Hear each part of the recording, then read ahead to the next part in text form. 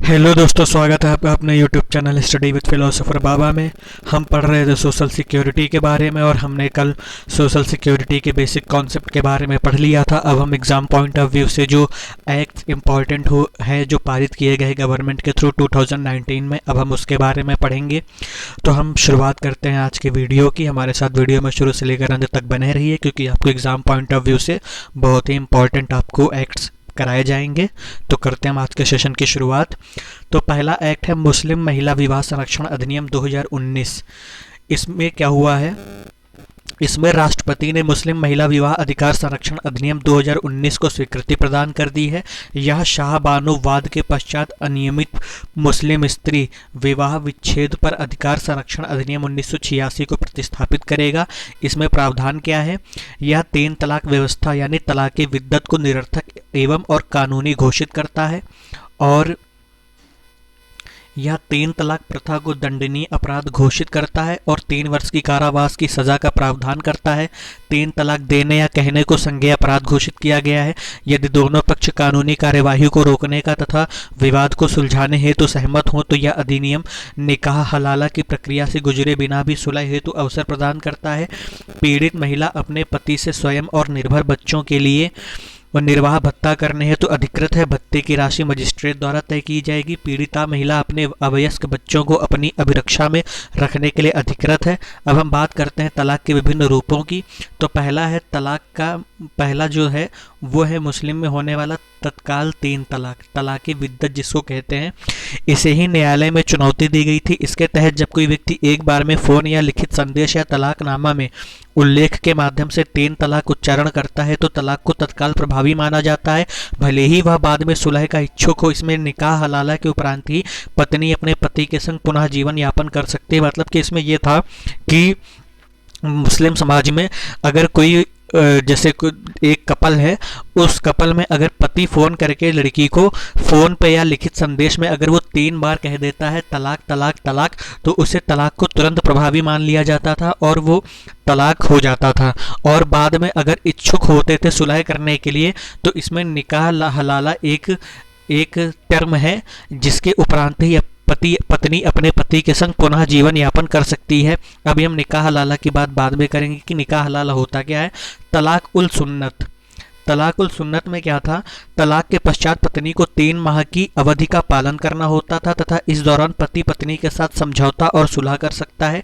इसे मुस्लिमों में विवाह अनुबंधन के विघटन का आदर्श रूप माना जाता है। अब हम बात करते हैं निकाह हलाला की कि निकाह हलाला क्या होता है।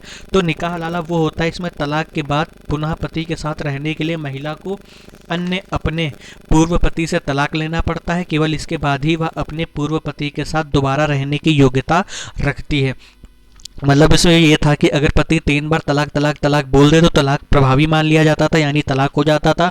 और निकाह हलाला की प्रोसेस वो है कि अगर तलाक के बाद वो लड़का या वो आदमी अपनी पत्नी के साथ फिर से रहना चाहता है तो पत्नी जो है किसी और से विवाह करेगी और फिर उसको तलाक देगी, उसके बाद वो अपने पहले पति के साथ रहेगी। तो ये निकाह हलाला की प्रोसेस थी।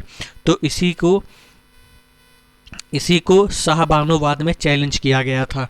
तो शाहबानोवाद मुस्लिम महिलाओं के न्याय के प्रति प्राप्ति की दिशा में एक महत्वपूर्ण उपलब्धि तथा वैयक्तिक कानून पर सामाजिक संघर्ष की शुरुआत थी। इसमें तलाक के पश्चात न्यायालय द्वारा महिला के पक्ष में आपराधिक, इसमें तलाक के पश्चात 125 के अंतर्गत पति से जीवन विवाह प्राप्त करने हेतु अधिकृत किया गया था। तत्कालिक सरकार द्वारा मुस्लिम महिला विवाह विच्छेद अधिकार संरक्षण अधिनियम 1986 को अधिनियमित किया गया, जिसमें सिर्फ 3 महीने के अवकाश के दौरान ही जीवन निर्वाह का अधिकार प्रदान किया गया है। भविष्य में जीवन निर्वाह रिश्तेदारों या वक्फ बोर्ड पर आधारित रखा गया। इसे भेदभावपूर्ण अधिनियम में महिलाओं को जीवन निर्वाह के अधिकार से वंचित कर दिया गया था। तो इसमें पक्ष में तर्क जो दिया गया वो ये था कि 2017 के मूल निर्णय में हाई कोर्ट ने 3 तलाक को भेदभावपूर्ण प्रकृति का माना था।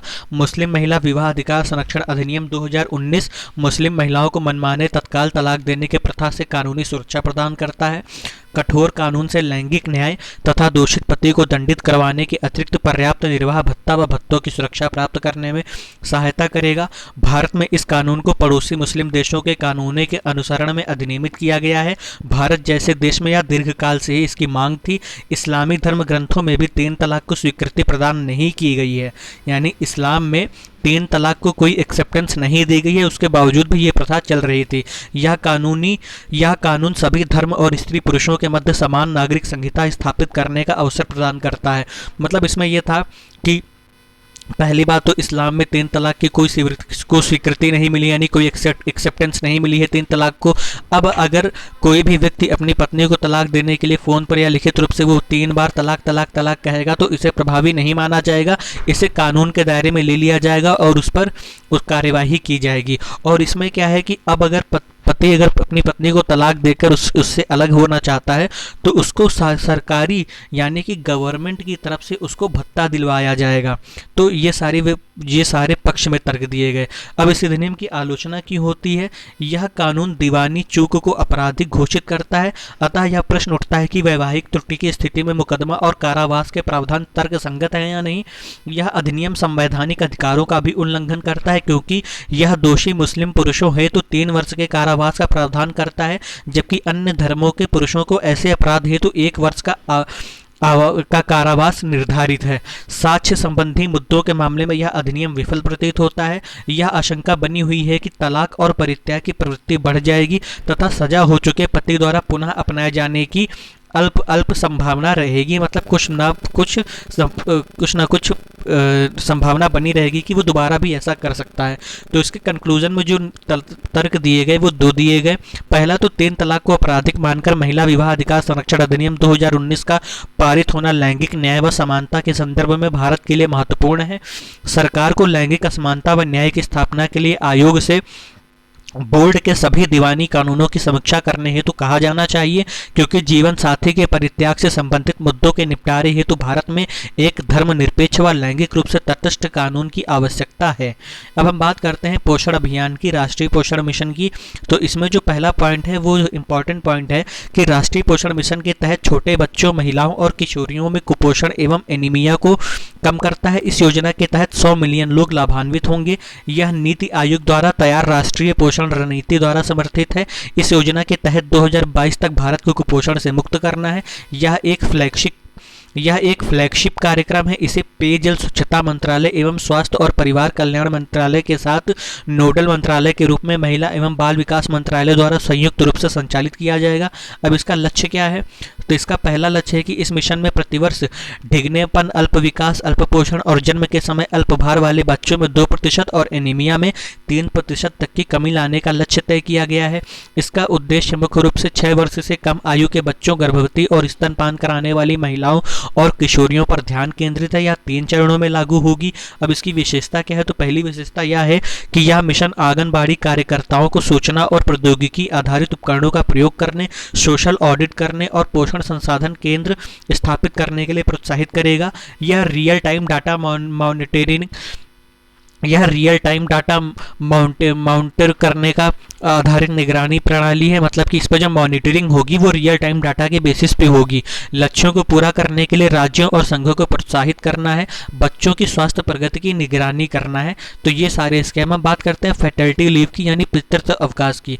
तो कार्मिक एवं प्रशिक्षण विभाग DOPT द्वारा केंद्र सरकार के अधीन कार्यरत कार्मिक एवं अभिभावक हैं अपनी संपूर्ण अवधि के दौरान कुल 730 दिनों के लिए बाल देखभाल अवकाश का लाभ उठा सकते हैं।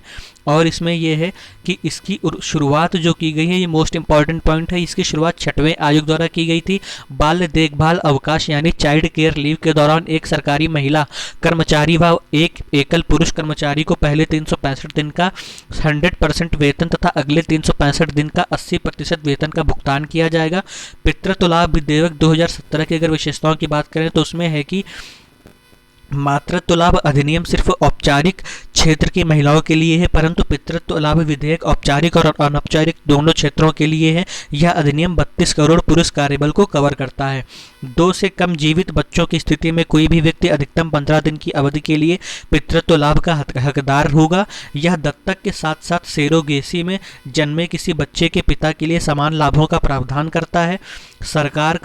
सरकार को एक पितृत्व लाभ योजना कोष का गठन करना चाहिए, जिसमें सभी कर्मचारी, नियोक्ता और केंद्र सरकार को योगदान करना चाहिए। पितृत्व अवकाश में बेहतर बाल देखभाल, महिलाओं पर कम कार्य का दबाव, कार्य कुशलता, अधिक सकारात्मक प्रभाव आदि लाभ इसमें मिलेंगे।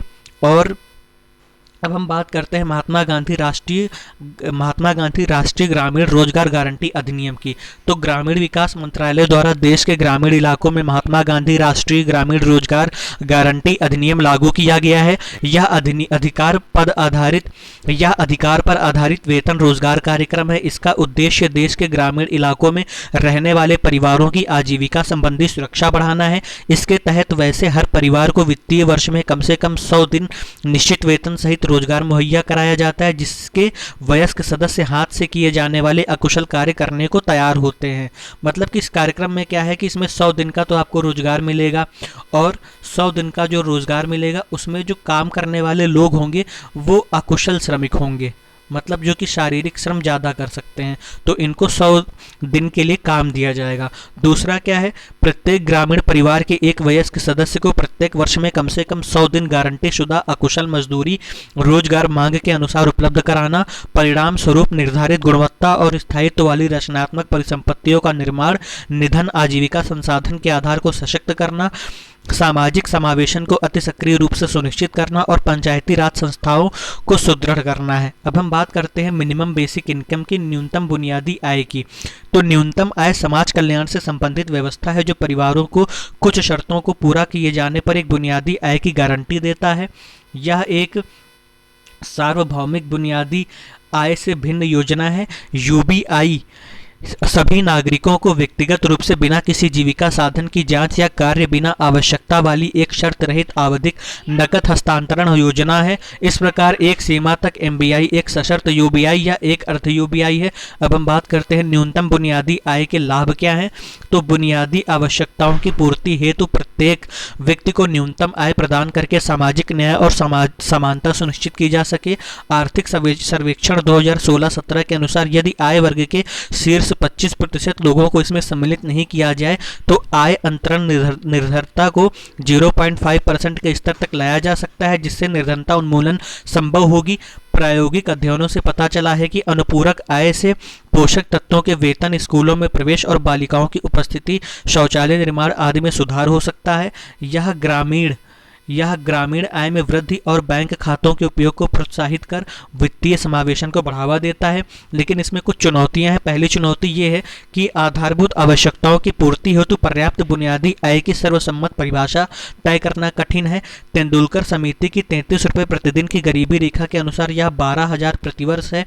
इसमें जीडीपी के वर्तमान 4.5% के सब्सिडी भार की तुलना में जीडीपी का 11 से 12% खर्च होगा। तो जीडीपी का मतलब होता है ग्रॉस डोमेस्टिक प्रोडक्ट, मतलब कि किसी देश की सीमा के भीतर एक वर्ष के अंदर उत्पादित हुए अंतिम माल को हम जीडीपी कहते हैं। ठीक है, तो अब हम बात करते हैं नकद बनाम जिन्स दुविधा। आय सहायता प्रदान करते समय यह माना जाता है कि लाभार्थी अपने विवेक का बुद्धिमत्ता से उपयोग करेंगे। हालांकि इसमें नकदी के दुरुपयोग, हानिकारक वस्तु खरीदने में, महिलाओं और बच्चों की सुभिद्धता में वृद्धि, नियंत्रण पुरुष के पास है।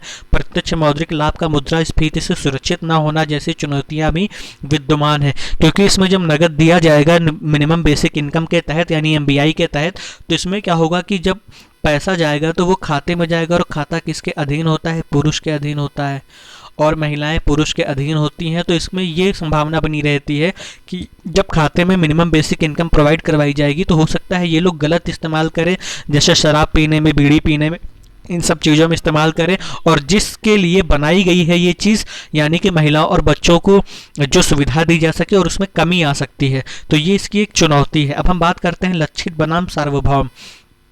इन नगद अंतरण योजनाओं द्वारा प्रस्तावित लक्ष्यीकरण की तुलना में सार्वभौमिकता सेवाओं के कुशल वितरण की कुंजी है।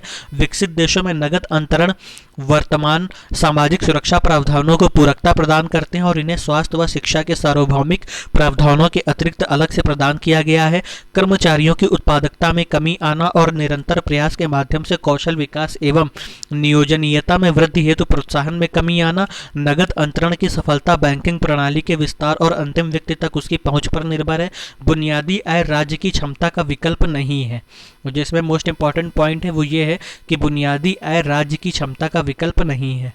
तो ये हमने कुछ एक्ट्स पढ़े जो कि सोशल सिक्योरिटी में इम्पॉर्टेंट रखते हैं, अपनी इम्पॉर्टेंस बनाए हुए हैं, जिनको 2019 में पारित किया गया था। अब हम बात करेंगे सामाजिक सुरक्षा से संबंधित योजनाओं के बारे में जो राष्ट्रीय जनसंख्या नीति 2019 के तहत चलाई गई हैं।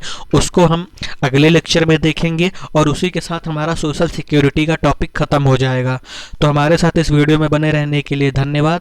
और अगर आप हमारे चैनल को रेगुलर फॉलो कर रहे हैं तो आप हमारे चैनल को सब्सक्राइब कर लीजिए और नोटिफिकेशन बेल आइकन पर क्लिक कर लीजिए ताकि जब भी कोई नया वीडियो आए तो वो आप तक सबसे पहले पहुंचे। तो मिलते हैं हम अपने सोशल सिक्योरिटी के लास्ट लेक्चर में।